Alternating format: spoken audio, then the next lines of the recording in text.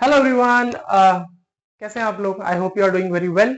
तो अभी हमने ऑप्टिक्स स्टार्ट किया और ऑप्टिक्स में हम बहुत ही सिंपल टॉपिक से स्टार्ट कर रहे हैं। भले ही हमारे पास ऑप्टिकल इंस्ट्रूमेंट अभी मैं स्टार्ट कर रहा हूँ क्योंकि ऑप्टिक्स का एक पार्ट मैंने कर दिया है, अब मैं ऑप्टिकल इंस्ट्रूमेंट स्टार्ट कर रहा हूँ। ऑप्टिकल इंस्ट्रूमेंट बेसिकली हमारे पास चार तरीके के हैं: simple microscope, compound microscope, astronomical telescope और रिफ्लेक्टिंग टेलीस्कोप हमारे सिलेबस में है। तो इन सब में से रिफ्लेक्टिंग टेलीस्कोप का तो कोई क्वेश्चन बनता नहीं है। उसमें खाली ज्यादा ज्यादा आपसे आ सकता है रे डायग्राम बनाने को, या आपसे पूछ सकते हैं what are the advantages of reflecting telescope over astronomical telescope. तो वो तो ऐसे न्यूमेरिकल का कोई इसमें काम है नहीं, तो हमारा क्योंकि ये चैनल बेसिकली हम लोग न्यूमेरिकल पे फोकस करते हैं तो मैं उसके न्यूमेरिकल तो नहीं कराऊंगा। तो बेसिकली अगर आप कमेंट करना, अगर आपको उसका डायग्राम वगैरह समझना हो तो वो मैं करा दूंगा। तो आज हम स्टार्ट कर रहे हैं सबसे सिंपल, सबसे पहले माइक्रोस्कोप से, जो कि है सिंपल माइक्रोस्कोप। हाँ, नाम जितना सिंपल है सच में वो उतना सिंपल है। ठीक है, तो हम स्टार्ट कर रहे हैं सिंपल माइक्रोस्कोप से। बहुत ही इजी टॉपिक है, बहुत ही इजी टॉपिक। और सिंपल माइक्रोस्कोप एक्चुअली वैसे तो कुछ है ही नहीं। सिंपल माइक्रोस्कोप एक्चुअली कुछ है ही नहीं, ये तो एक केस है लेंस का। याद याद करो, जब हम ऑब्जेक्ट को ना डिफरेंट डिफरेंट प्लेसेस पर रखते हैं और देखते हैं कि इमेज कहां बनेगी, उसी का एक केस है, बस सिंपल, बहुत बहुत इजी। अच्छा देखो, फॉर एग्जाम्पल सिंपल माइक्रोस्कोप देखो कितना आसान है। मान लेते हैं हमारे पास एक लेंस है, ठीक। अब इस लेंस में आपको पता है अलग अलग पोजिशंस पे अलग अलग इमेज बनती है। तो लेट अस से मैंने क्या करा, ऑब्जेक्ट को किसी भी एक पॉइंट पे प्लेस कर दिया, लेकिन ये इंश्योर किया कि इसका जो फोकस होगा लेंस का, उसके और उसके ऑप्टिकल सेंटर के बीच में रखा ऑब्जेक्ट को यहाँ पे। ठीक है, तो ऑब्वियस सी बात, हम कैसे बनाते हैं हमेशा लाइट रेस को, हम ऐसे बनाते हैं कि जब भी ऑब्जेक्ट जो है फोकस और ऑप्टिकल सेंटर के बीच में रखा होता है तो एक लाइट रे को आप पैरेलल टू प्रिंसिपल एक्सिस बनाते हो और एक को आप ऑप्टिकल सेंटर से पास करते हो। अच्छा, जो लाइट तो ऑप्टिकल सेंटर से पास हो जाती है वो तो अनडिवाइडेड पास हो जाती है, लेकिन जो आपके पैरेलल टू प्रिंसिपल एक्सिस जाती है वो कहां से पास होती है? फोकस से, है ना। तो इसका एक फोकस इधर भी तो होगा, तो ये इसका एक दूसरा फोकस है, ये यहां से जा रही है। तो अगर मान लो देखने वाला इसको यहां से ऑब्जर्व कर रहा है, मैं थोड़ा सा हो गया ये। तो अगर देखने वाला इसको इमेजिन करो कि यहां से ऑब्जर्व कर रहा है, कहां से? यहां से। तो अगर इसको देखने वाला यहां से ऑब्जर्व कर रहा है तो आप क्या करोगे? भाई ये तो डाइवर्जिंग रेज है, एक दूसरे से दूर जा रही है, तो आप क्या करोगे? इसको बैकवर्ड ट्रेस करोगे, कुछ ऐसे। ठीक है, ये आपने इसको क्या करा? बैकवर्ड ट्रेस कर दिया। तो अगर आपने इन लाइट रेस को बैकवर्ड ट्रेस किया, दिख रहा है ना ये डाइवर्जिंग नेचर की है। आई होप ये बात आप देख पा रहे हैं कि ये डाइवर्जिंग नेचर की लाइट रेज है ये। हाँ, थोड़ा सा ये। तो अगर आपने इसे बैकवर्ड ट्रेस किया तो अल्टीमेटली आपकी इमेज कहां बन रही है? यहाँ पे। तो ये आप कह सकते हो कि ऑब्जेक्ट अगर आपका ये ए बी है तो उसकी ये इमेज बन रही है यहाँ पे ए डैश बी डैश। ठीक है, तो अगर आपको इसका मैग्निफिकेशन निकालना है ना, तो मैग्निफिकेशन के दो फॉर्मूले हैं हमारे पास। एक तो मैग्निफिकेशन होता है angle subtended by the image upon angle subtended by the object, यानी कि कोई भी ऑब्जेक्ट हमारी आंखों पे कितना एंगल सबटेंड कर रहा है उसको हम कहते हैं अल्फा। दिवाली आने वाली है, पटाखे शुरू हो गए। तो कितने एंगल सबटेंड कर रहा है कोई भी ऑब्जेक्ट, उसे कहते हैं अल्फा, और कितने एंगल सबटेंड कर रहा है इमेज, उसे कहते हैं बीटा। ठीक है, अच्छा तो देखो ऐसे ही तो होता है। अगर देखो आप इमेजिन करो, मेरे हाथ में ना ये चौक है ना। आप इमेजिन करो कि ये चौक है, अभी मुझे इतनी बड़ी दिख रही है, मैं दूर ले जाऊंगा तो छोटी दिखने लगी। मतलब आप क्या हो रहा है, दूर ले जाने से मेरी आंखों पे जो बनने वाला एंगल था वो डिक्रीज कर गया। मैं जितना पास लाऊंगा तो मेरी आंखों पे बनने वाला एंगल बढ़ गया, इसीलिए मुझे ये बड़ी दिखाई दे रही है। यानी किसी भी चीज का बड़ा या छोटा दिखना वो कितना एंगल सबटेंड करती है हमारी आई के ऊपर, हमारे रेटिना के ऊपर, इस पर डिपेंड करता है। तो यानी कि हमारा मैग्निफिकेशन जो होता है that is defined as the ratio of angle subtended by the image to the angle subtended by the object.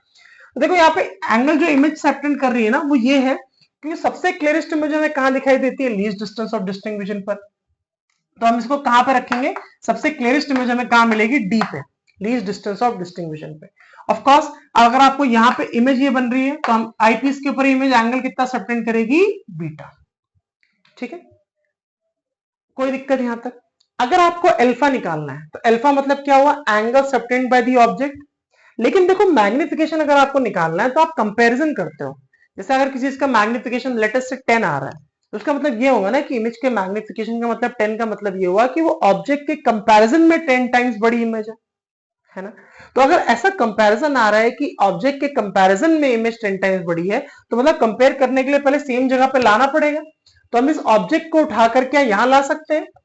Imagine करो कि मैं अगर उसको ट्रेस कर दूं यहाँ पे, तो यहाँ पे अगर मैं इसे ट्रेस कर दूं तो यही तो हाइट है ऑब्जेक्ट की, तो फिर ये हाइट है इमेज की। तो कंपैरिजन करना तभी पॉसिबल है ना जब सेम जगह पे लाके उसको हम रखें। यहाँ पे रख दे, कंपेयर कर देंगे। तो यहाँ पे कितना हो गया, मान लो इसको यहाँ पे लेके आ गए कुछ भी, तो यहाँ से अब जो एंगल सबटेंड कर रहा है हमारे आईपीस के ऊपर, ये एंगल, तो ये एंगल हो गया हमारा अल्फा। ठीक, यहां तक क्लियर है। अच्छा, मैग्निफिकेशन का एक फॉर्मूला हमारे पास और हो सकता है, वो क्या है, m is equal to image distance by object distance. ये भी तो होता है हमारे पास formula, image distance by object distance.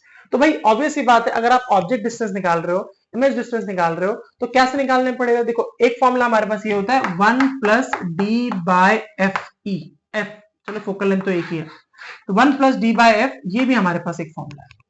अच्छा, ये फॉर्मूला कहां से आया है, अगर ये फॉर्मूला आपको जानना है कि कहां से आया है, तो देखो हमारे पास एक जनरल फॉर्मूला होता है ना मैग्निफिकेशन का। मैग्निफिकेशन का फॉर्मूला होता है minus v not by u not. चलो v not by u not होता है, चलो इसको भी वी बाई यू कर लेते हैं। Image distance upon object distance, ये फॉर्मूला तो सबको पता है, m is equal to V by U, ये तो सबको पता है। तो अगर ये फॉर्मूला में सबको पता है v बाई यू होता है, तो अब यहां से क्या मैं u को रिप्लेस कर सकता हूं किसी भी तरीके से। अगर मान लो हमारी इमेज कहां बन रही है, least distance of distinct vision पे बन रही है, तो अगर मैं यहां से u के लिए लेंस फॉर्मूला लगाऊंगा ना, तो जब लेंस के लिए फॉर्मूला लगाऊंगा तो यहां से यूजिंग लेंस फॉर्मूला अगर मैं लेंस फॉर्मूला लगाता हूं तो पता है क्या होगा, 1 अपॉन यू की वैल्यू आएगी 1 plus D plus 1 upon F के बराबर। कैसे, अरे ऑब्वियस सी बात है, 1 upon F is equal to 1 upon B minus 1 upon U होता है। तो अगर यहां से 1 अपॉन यू निकालना है तो 1 upon B minus 1 upon F होगा। ठीक, अच्छा फिर ऑब्वियस सी बात है, यहाँ पे क्या होने वाला है, v कहां बनता है, d पे बनता है, तो यहाँ पे क्या रख सकते हो आप, d रख सकते हो। तो जब यहाँ d रखोगे तो ये 1 अपॉन यू हो जाएगा। तो अब ये 1 अपॉन यू यहाँ पे ले जाके रखोगे, तो देखो 1 अपॉन यू यहाँ रखोगे तो कितना होगा, 1 upon D plus 1 upon F. अब इमेज कहां बन रही है सबसे clearest, least distance of distinct vision पर, तो v की जगह क्या रखोगे, d रखोगे, तो यहाँ पे कुछ ऐसा बन जाएगा। Then m is equal to v की जगह रखा d और 1 अपॉन यू की जगह रखा 1 upon D plus 1 upon F, D अंदर मल्टीप्लाई और डी अपॉन डी 1 हो गया और d बाय f हो गया। तो फाइनली कितना हो गया, m is equal to 1 plus D by F, जो कि ये वाला फॉर्मूला है, ये है ना, मैंने पहले लिख दिया। तो ये भी एक फॉर्मूला हो सकता है। तो this is how you use simple microscope. इतना सिंपल है कि मेरा मन भी नहीं कर रहा है समझाने का, बस आपको एक ये फॉर्मूला याद होना चाहिए, एक ये फॉर्मूला याद होना चाहिए, या फिर आप सीधा लेंस फॉर्मूला जो पहले यूज करते हैं उसमें मैग्निफिकेशन है उससे भी निकाल सकते हो, कोई दिक्कत नहीं है।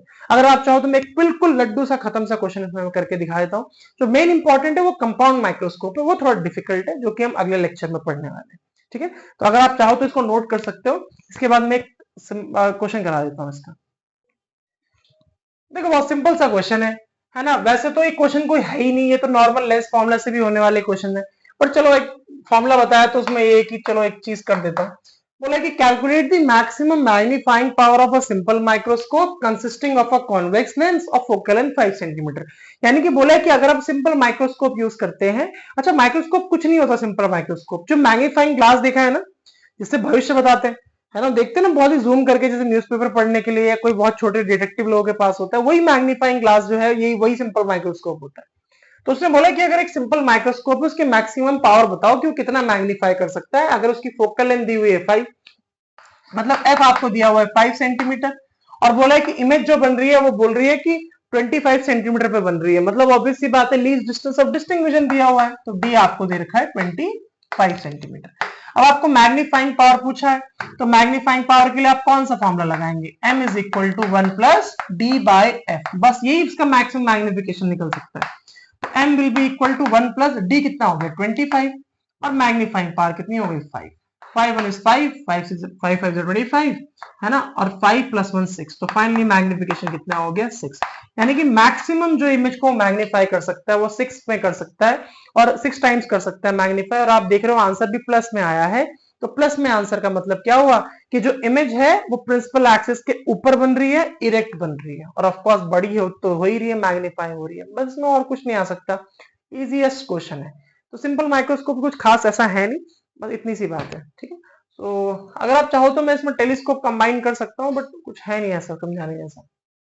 ठीक है, मिलते हैं अगले लेक्चर में, जो कि बहुत एक अच्छा लेक्चर होने वाला है कंपाउंड माइक्रोस्कोप के ऊपर। कंपाउंड माइक्रोस्कोप करेंगे, फिर टेलीस्कोप करेंगे, and that will be the end of it. Okay, तब तक के लिए पढ़ाई करते रहिए। All the very best.